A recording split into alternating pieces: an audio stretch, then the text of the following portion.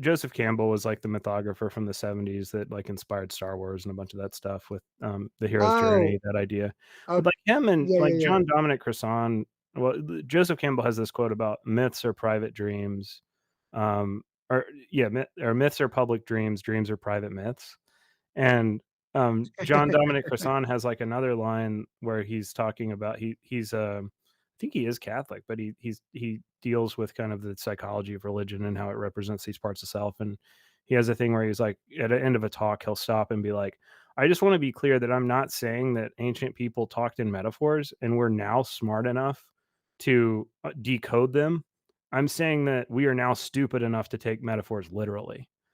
Like, and I mean, you look at like ancient Greece, Socrates gets executed saying that a ghost is talking to him. That is probably a metaphor for a point that he's making. Yeah, if you read Yeah, Socrates, like these things are kind of older. There's a lot of people that kind of go to the mat for subject of um, spaces being important with objective reality also. And I mean, that's such an old conversation. I don't know. I don't know if that is something that I'll hand that over to you. I don't know. yeah. No, I mean, I think certainly like, I think what it speaks to me is that it just sort of like reinforces this idea that like, well, again, am an objective numbers sciencey guy. I'm far more a member of the skeptic community than in any sort of believer community can recognize. Even I can recognize that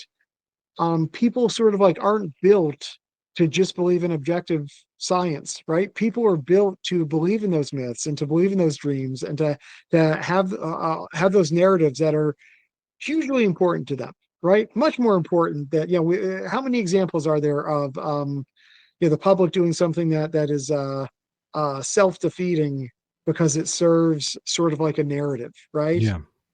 And institutions have to learn how to sort of like tickle that part of the brain, and they have to learn how to accommodate those sorts of worldviews, or the institutions themselves will become obsolete. Yeah. History is littered with uh, institutions that have become obsolescent and have winked out of existence. And Hear the rest at gettherapybirmingham.com/podcast on YouTube or in any video library when you search for the Discover, Heal, Grow podcast, a Taproot Therapy Collective podcast.